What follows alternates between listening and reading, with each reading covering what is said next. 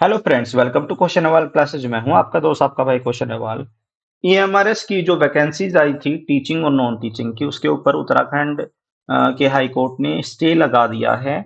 और तो क्या केस है, किस वजह से ये केस, किस वजह से स्टे लगाया गया है? अभी अभी हम सुप्रीम कोर्ट के जो जजमेंट है उससे उभरे भी नहीं है कि एक और स्टे लग गया है वैकेंसी के ऊपर। बहुत सारी बेरोजगारी है, फिर टीचिंग रिक्रूटमेंट पे बहुत ज्यादा स्टे आजकल लग रहे हैं।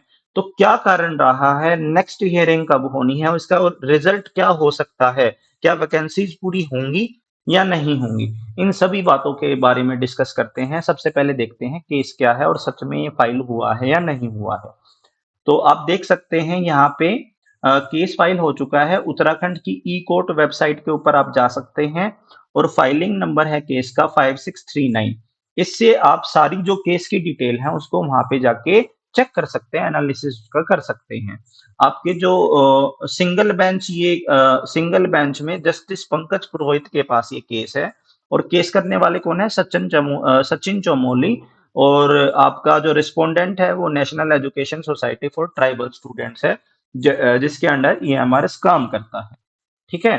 अब जो ये फाइलिंग हुई थी आपकी 7 तारीख को, और यहाँ पे हियरिंग 17/8 को, 17/8 को लास्ट हियरिंग थी, और नेक्स्ट हियरिंग होने वाली है 17/10, यानी कि 17 अक्टूबर को नेक्स्ट हियरिंग होने वाली है।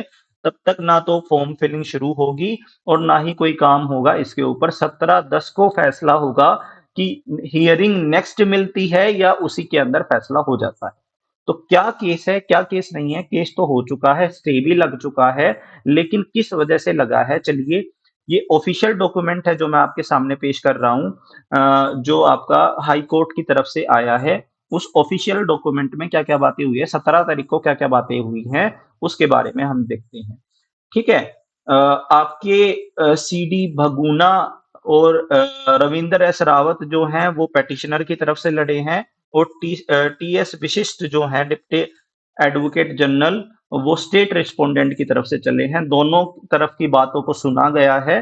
तो रिस्पोंडेंट जो है, जो ईएमआरएस की तरफ से बात हुई है, वो क्या बोलती है कि गाइडलाइन जो ईएमआरएस के अंदर दी गई है उसके एनेक्सर 19 में जो रिट पेटिशन हुई है उसके 9.1 क्लोज में ऐसा बोला गया है कि टीचर्स के रिक्रूटमेंट के लिए कोई भी इंडिपेंडेंट बॉडी या इंडिपेंडेंट एजेंसी को लिया जा सकता है रिक्रूटमेंट करवाने के लिए। ठीक है, अगर जरूरत पड़ती है। जैसा कि पहले क्या होता था कि ईएमआरएस की रिक्रूटमेंट किसके अंडर आती थी? स्टेट गवर्नमेंट के अंदर आती थी। कि स्टेट गवर्नमेंट की जो काउंसिल होती थी वो उसका रिक्रूटमेंट करती थी कॉन्ट्रेक्चुअल बेसिस पे या डेपुटेशन बेसिस पे।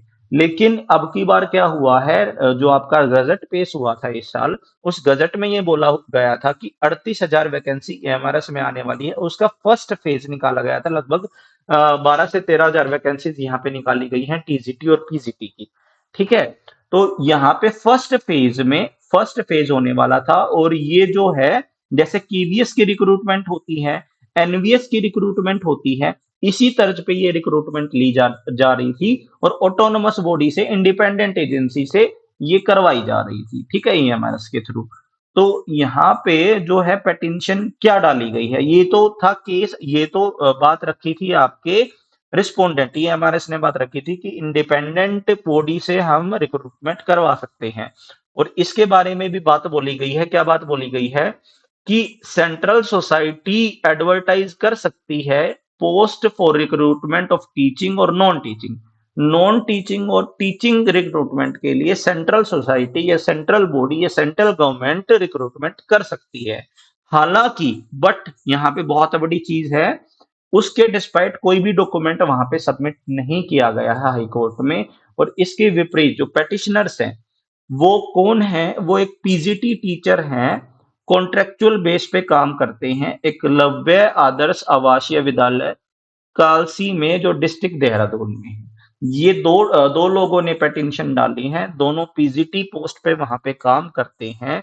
और वो जो है अ, आपका रिक्रूटमेंट हुई थी उसके थ्रू लिए गए थे। ठीक है, वो पिछले 7 साल से वहां पे काम कर रहे हैं। तो क्या बताया गया है इसके अंदर कि central society has no right and locus to issue such an advertisement for filling up the post of teaching and non teaching staff in Eklavya model school across the country. उन्होंने क्या पिटीशन डाली है कि जो एकलव्य स्कूल हैं वो scheduled tribes के लिए हैं, और आपका जो रिक्रूटमेंट है वो उनके स्टेट लेवल सोसाइटीज जो हैं उसके थ्रू किया जाना चाहिए और किया जाता रहा है। ठीक है। सेंट्रल गवर्नमेंट या सेंट्रल सोसाइटी को कोई भी लेना देना नहीं है और कोई भी राइट नहीं है कि वो इसका रिक्रूटमेंट करे।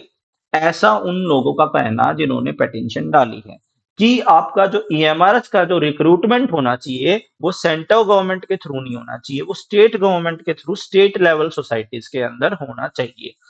अब ये ऐसा क्यों उन्होंने बोला है? देखो, जो लोग जिन्होंने ये पिटीशन डाली है वो 7 साल से, पिछले 7 साल से वहां पे कॉन्ट्रेक्चुअल हैं, और वो ऐसा मान के सभी ज्यादातर ऐसा होता है क्योंकि स्टेट लेवल की जो सोसाइटीज हैं उन्होंने आज तक कोई भी रिक्रूटमेंट पूरी नहीं की है। वहां पे या तो कॉन्ट्रेक्चुअल टीचर्स हैं जिनके जो उन्होंने नोटिफिकेशन निकाला है उनके थ्रू लिए गए हैं, या डेपुटेशन बेस्ड हैं। कहाँ से डेपुटे होके गए हैं वो? या तो केवीएस से या एनवीएस से। ठीक है। क्योंकि सेंट्रल बॉडीज हैं, ये भी सेंट्रल गवर्नमेंट ऑटोनोमस बॉडीज हैं, यहीं से डेप्यूट होकर वहां पे लोग पढ़ाते हैं, और कुछ कॉन्ट्रेक्चुअल स्टाफ है।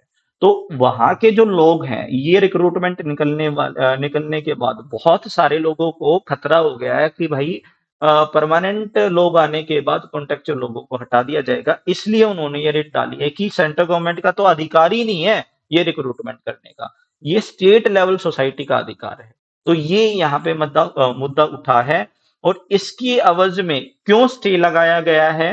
उन्होंने जो आपके जस्टिस हैं पंकज पुरोहित, उन्होंने साफ तौर पे कहा है कि जो सीनियर एडवोकेट है पेटिशनर के, उन्होंने जो आर्गुमेंट किया है वो वैलिड मानते हैं, और वो उनको ठीक लगा। इसीलिए जो आपकी जो आपका जो प्रोसेस था रिक्रूटमेंट का वो उसी समय रोक दिया गया, उसके ऊपर स्टे लगा दिया गया है। और इसकी हियरिंग कब की जाएगी? 17/10 तक की जाएगी।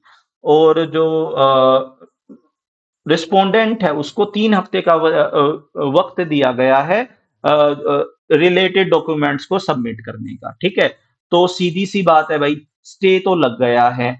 अब मैटर कोई भी हो, यहाँ पे अगर बात करें ना कि ये क्या ये रिक्रूटमेंट कैंसिल हो सकती है, इसके चांसेस बहुत कम लग रहे हैं अगर मेरे ओपिनियन में मैं मानूं तो। लेकिन जिस तरीके की जज की जो स्टेटमेंट है, उनको थोड़ा भारी केस लगा है जिन्होंने पेटिशन लगाई है। ठीक है। तो सीधी सी बात है, कुछ भी हो सकता है इसमें, 17 तारीख को ही पता चलेगा। तब तक आप ये मान के चलिए कि ये रिक्रूटमेंट अभी अधर में है, तैयारी करते रहिए। रिक्रूटमेंट कैंसल होना बहुत मुश्किल होता है क्योंकि ऑटोनमस बॉडी है, जो ये सेंट्रल गवर्नमेंट के अंडर ही आते हैं, प्रोविजंस हैं कि इनका रिक्रूटमेंट सेंट्रल गवर्नमेंट बॉडी से किया जा सकता है, बिल्कुल ऐसे प्रोविजंस हैं, और वो ऐसा पेश भी करेंगे। और उनका जो केस है, जो ईएमआरएस है, जो गवर्नमेंट का जो केस है वो स्ट्रांग है। ऐसा बिल्कुल भी मेरे ख्याल में नहीं होगा कि ये रिक्रूटमेंट कैंसिल हो जाएगी। 100% ये रिक्रूटमेंट होगी। आप अपनी तैयारी जारी रखिए, केस का इससे फर्क नहीं पड़ेगा, बल्कि आपको और अच्छा फायदा हुआ है, आपको टाइम मिल गया है तैयारी करने का। जैसे ही ये केस निपटता है, वैसे जल्दी से जल्दी ये रिक्रूटमेंट पूरी करने की सरकार कोशिश करेगी, क्योंकि इलेक्शंस भी आने वाले हैं। चलिए, मेरे ख्याल में मैंने आपको पूरा केस समझाने की कोशिश की है। हताश नहीं होइएगा, बहुत अच्छा मौका है। तैयारी करते रहिए, जो लगा रहता है, जो कंटिन्यूअस रहता है, वो ही अपने एम तक, अपने लक्ष्य तक पहुंचना है। और आप एक गवर्नमेंट टीचर बनना चाहते हैं तो तैयारी बिल्कुल भी नहीं छोड़नी है, कितनी भी आपके सामने समस्याएं आए। आज के लिए इतना ही। Have a nice day and take care. Bye.